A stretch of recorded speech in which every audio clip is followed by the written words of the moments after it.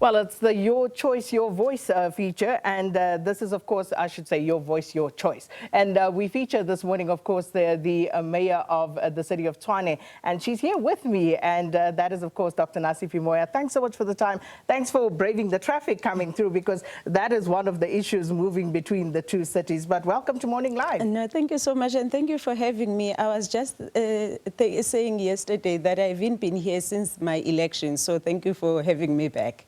So you see, all you need to do is ask and it happens. So thanks so much for honoring the invitation. But let me just get straight into it. We saw some of the messages come through from people in general, from residents of Tshwane. And do you believe, Dr. Moya, that the city of Tshwane is better off under your stewardship than it was before you took over, and why? I truly believe so. I think we've made strides since October 2024. And when we started, remember we had issues, especially with financial stability in the city, where the city hasn't had a funded budget for 4 years. And for the first time last year, we tabled a funded budget. What that meant for residents is that the city kept budgeting for services that they couldn't deliver because there was a deficit of an average of 4.6 billion rand per year.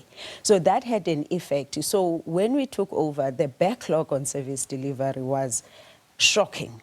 There were communities that had not gotten like even the basic of services. So we then decided, listen, we can't do everything all at the same time in a year. Let's just decide on the priorities. And the financial stability was the primary goal that we set for ourselves. We're not there yet. There's a lot of work that we need to put in, because we believe if you fix the finances, the rest of the priorities will be sorted out. But also in terms of just the economy of the city, just making business happy. We didn't even have a strategy before we took over. We had a strategy that we took to the private sector. We released strategic assets of the city, say to private sector, please come and partner with us. That went to with our decision on how we're going to develop infrastructure. You would know that we're struggling with water and electricity stability at the moment. But those are the decisions and the incremental progress that we are making. But sometimes it's just about giving tools to the officials and say every single day, be in communities, cut grass, sweep the streets, prune trees, and just the basic services. And of course, the issue of safety in our city and the bylaw enforcement, we went hard on it just to make sure that the residents see us being visible in their communities, but doing things that matter to them. So I truly believe so, because with every progress that we are making, we are looking at our baseline and how far we've come. And the latest for us was achieving the 2 billion mark on the Eskom debt. I mean, we found it at 6.6 billion rand with interest that was just compounding. And to enter that agreement with Eskom has actually helped us to save money and starting to redirect the money that was going to interest. Now we are redirecting to service delivery. So yeah. Why was Eskom not being paid? There was no money. Why was there no money? And it's a weird thing, because Eskom gives you electricity, you sell it to residents, and the residents were not paying. And the analysis that we did last year as we were starting the debt relief campaign, we realized actually residents and businesses, first and foremost, they were affected by COVID. And you hope that people just going to recover without the intervention of government. Secondly, there's a bad culture of residents and businesses and government not wanting to pay our bills, hence the Tshwane Yatima campaign. So the rising debtors book, and also there was a silent boycott. Excuse me, a silent boycott where residents were saying, why should we pay you if we can't get services? Because they were not getting services. So it was a combination of a number of things. But bottom line, that debt in a space of 3 years grew from 1.9 billion to 6.6 billion, because every year it would add about 700 million rands on interest alone, and you're not in your current account.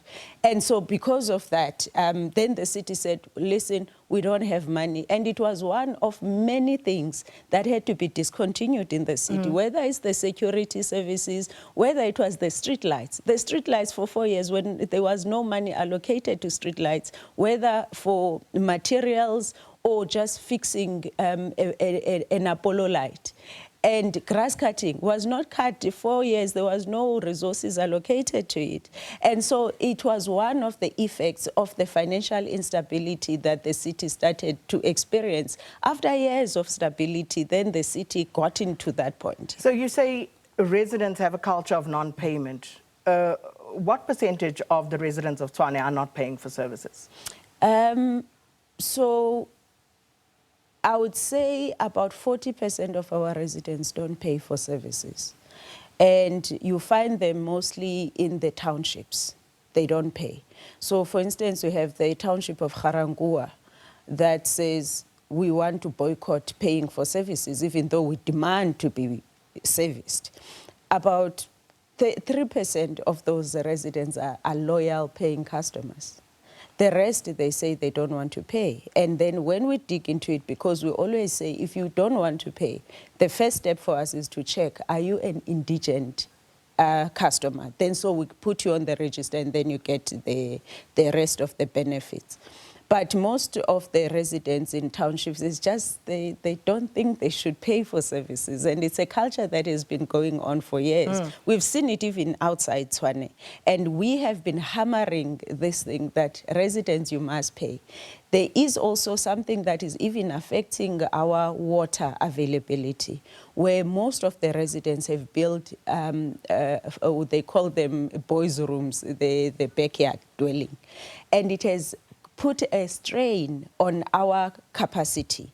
Now, the problem, it's not a problem when the capacity or when the demand goes up. If you know that it is going up, then you plan for it. But also they must pay for the water that they are using so that you can invest it back to the infrastructure. So what is the solution to that? Because as you say, on the other hand, you have a silent boycott that's taking place precisely because people don't understand why they should pay for services that they are not getting when other people are getting services, the quality of which we can debate. They are being serviced and not paying for it. Here's the thing, Sakina. You must go to the basics. Don't lie to residents and make them believe that they don't have to pay for services. If you afford services and you get water and electricity, pay for it. Then you must then hold us accountable. Once that money gets into the bank account, how do we invest it back to communities? But are you able to ensure that those residents who can pay, who should be paying, actually do pay? Yes, hence we are going on this Tshwane Yadima. It's not only the part that we do as the political leadership. Every single day we've got a multi-departmental team that does Tshwane Yadima, and they are in various communities. And our customer care centers actually have now started receiving a lot of residents because we have changed the approach in which we deal with residents. Most residents don't pay because they're sitting with a bill of 150,000 rand, and there's no way they're going to get that money. And we started to educate even the residents to say, listen, this is not a community-wide thing. It's about you as a customer of the city. You must come to the customer care center, and officials, this is how you assist residents, because there was also that culture where residents, even if they're asking for help, they're not getting the help they need. So it's not one thing that you need to do. You need to do everything that you do if you were a business dealing with a customer that you value, and the customer that you know, if you have a loyal customer, you will benefit and be able to invest back into them as well. Well, that's quite an interesting problem that you are faced with, and unfortunately it's not peculiar to the city of Tshwane, but it's one that you're going to have to resolve. But I want to move on to, you said you had prioritized financial stability for the city. How would you assess that effort? I know you spoke about Eskom, but overall, how do you assess that effort, given that in the 2024-25 financial year, the city of Tshwane received a qualified audit, and there was 5 billion rand in irregular expenditure. How do you assess and explain that? Okay, so I must be honest, I was very disappointed with the outcomes of the audit. We've put a lot of effort just to deal with the findings of the previous financial years, but then we were left with 2 qualifications on the contingency liabilities where the method that we use as the city doesn't align with what, so the AG says, but your method doesn't give me comfort that you guys know what the liability is. And the second one was the property, plant and equipment. Again, it's an issue of the methodology and the formula that they are using. So just to say, because of those 2 qualifications, then we retain the qualified audit opinion. But there's a lot of improvement that we have seen, but there's a lot of work that still needs to be done. On the side of irregular expenditure, so that 5 billion is a combination of the irregular expenditure, unauthorized expenditure and wasteful expenditure. And most of the unauthorized and wasteful, it comes from our efforts, which was also a finding audit, where our assets under construction, we're talking about the designs that were planned back in 2006. You have the designs, but you've never proceeded with the project. Now, when you write off, and we take the report to council, when you write off, then you have to write off that amount. You spend the amount on the designs, but you've never proceeded with a project. And most of the cases, and I'm talking about cases from 15, 18 years ago, it was just there was no budget allocated to the project. So in most other of words, that, wasteful expenditure. It's wasteful. So most of it comes from there. It's not that we incurred it last year, but obviously it was action last year. That's why it grew. Then on the side of irregular expenditure, most of that is the tenders that, because of poor planning, then the tender it expired, and we didn't have a tender immediately to replace it. That's where most of our irregular, it's poor planning. So someone has to take responsibility for that. Yes. In this day and age, people can't be getting free passes for poor planning. Yes. So the process that we do, the first one is that we must be able to identify it ourselves and not wait for AG to do it for us. So once we do that, when we take the report to council, we'll also authorize an investigation to say who must be held accountable. The most obvious one is obvious, the accounting officer, but it's always someone reporting to someone, but then we always authorize that investigative report to say, can you go and find out who did this and who must be held liable.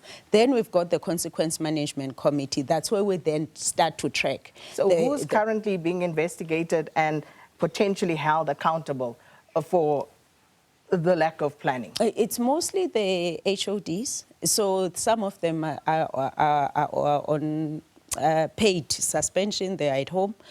Some of it is divisional heads, depending on the severity of it. How many of them? I don't have the number, but I know that we pay about 5 million per annum for those people to be at home while the disciplinary process continues.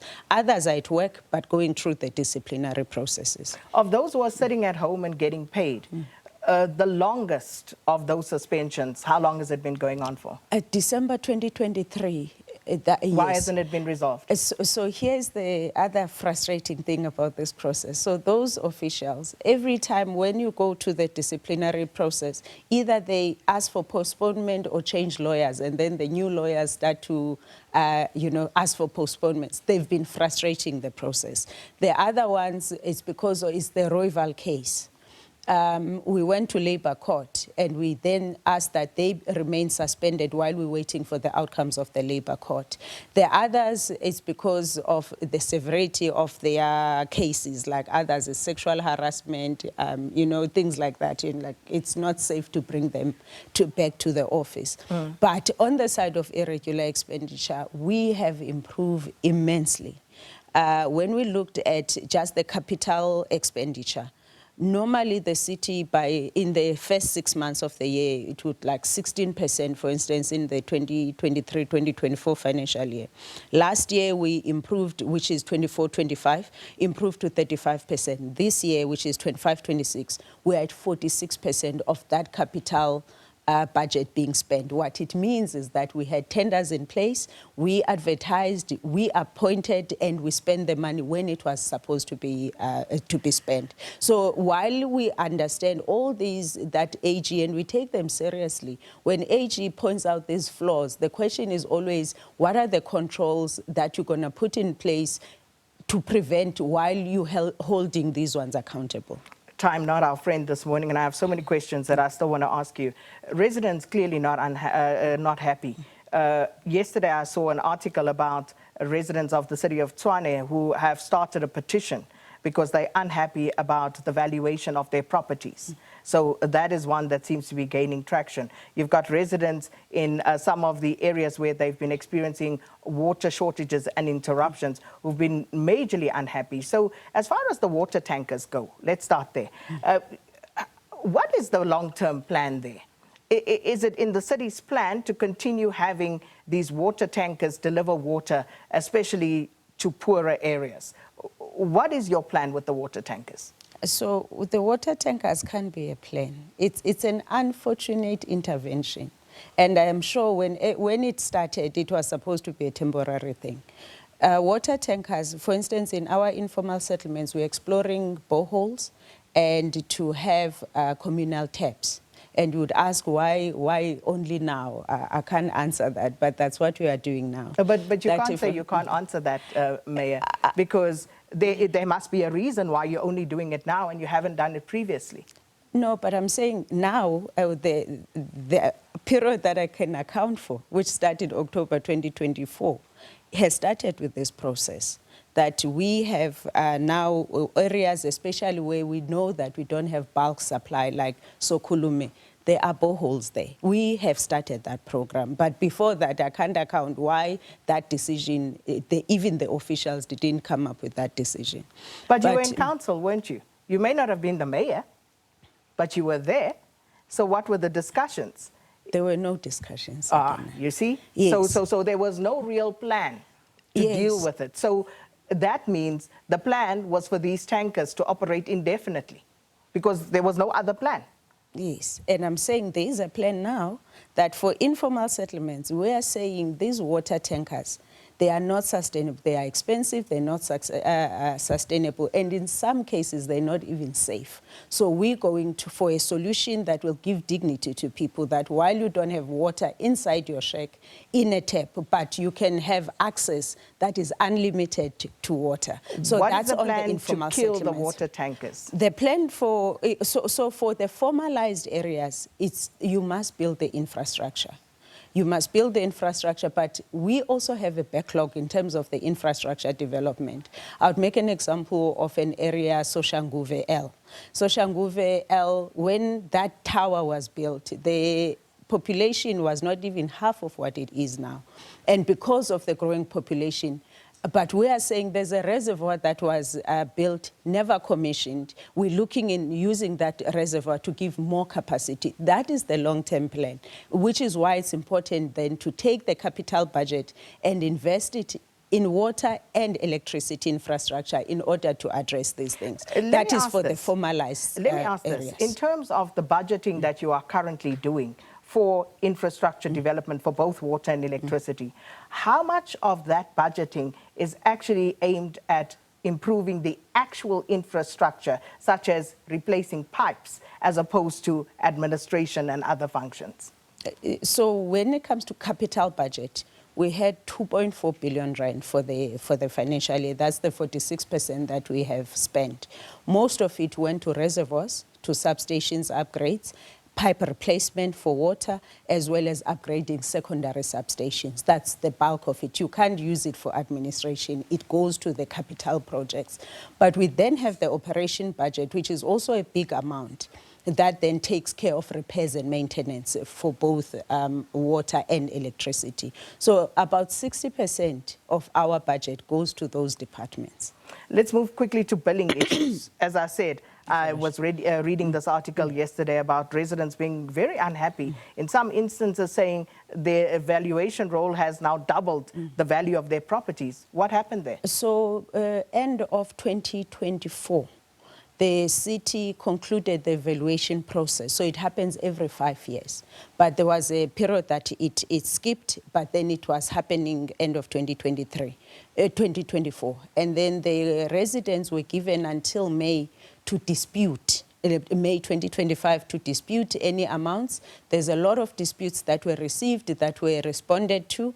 And then starting 1st July, the financial year, 1st July 2025, that's when the residents started getting billed on the new evaluations. Now, what we decided was that when we're approving tariffs, we reduced the property rates tariffs by 4%, because we knew that on the side of the residents, by virtue of their property rate going up, is going to hit them. So how we met them halfway as council was then to reduce the property rates.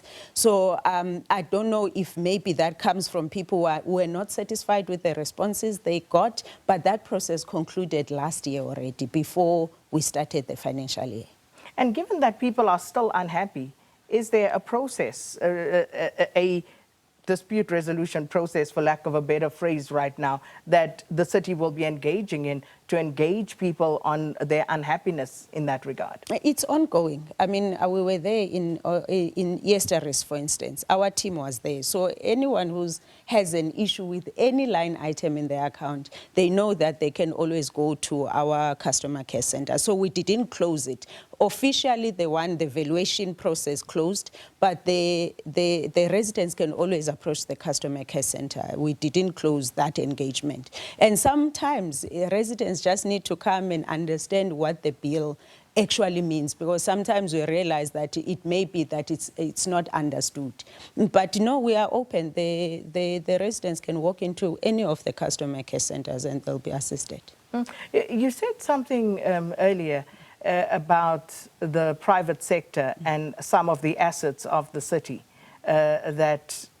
Just explain, you said you had ceded some of those assets to the private sector. Yes. Just explain to us what and why. So when we launched our economic revitalization strategy, one of the promises we made to the private sector is that we've got strategic assets of the city that are lying dormant. In fact, we are even spending on those assets, but we're not doing anything with them, and we have no plans or budget to do anything. So we're talking about the 2 power stations, Rooiwal and Power and Pretoria West, the Vonnebaum Airport. We talk about properties. The showgrounds you would know from IEC days. So those are strategic assets. The fresh produce market, for instance, we're not capitalizing on it. We then said to private sector when we had our investment summit, if you have plans, please come and partner with us so that we can make these properties or strategic assets to work. The first group of those strategic assets was released last year, and it closed in January, and Showgrounds was part of it, and Fresh Produce Market was part of it. And we've received bidders, and now the team is continuing with procurement. We are going to release the second set of those assets. The reason why we're doing this is that we want to grow the economy of the city. And the sectors that we've identified in the city, they need the support, not only on the infrastructure or the admin processes to support them, but to say if the fresh produce market can help the agriculture and agro-processing sector, let's find a private partner that will make sure that that asset work for that sector. Showgrounds for MICE and tourism. And so that's how we looked at the assets to say, and also, I mean, the big ones for me is the Rooiwal Power Station and the Pretoria West, that if we can just get those ones to work, it's going to help us with our energy stability, which the investors also need for them to remain in Tshwane. But what are the terms and conditions of that partnership? What does the city retain and what does the private sector partner gain? So we don't sell the assets, we lease them, long-term leases. A few of them we said PPP, but there are those where we say we give you 20 to 30 years lease or 30 to 50 years depending on an asset. What you do, you pay us the lease and the rates and taxes, and you take over the asset. Which would be an interesting one to get into. But on that note, you know, with regard to assets and investment in the city, inner city decay, the hijacked buildings, the crime, what is the city's plan to deal with that? We've been dealing with the derelict buildings to a point where some of the assets I'm talking about, the properties, are part of those derelict buildings. And we said there are three categories that we want to safeguard those properties for. It's the student accommodation. The universities need space for students. We need space for low-cost housing because we want to also just create a city, people to come closer to the city, but also for businesses to come back to the CBD. So we have released those properties in the first part.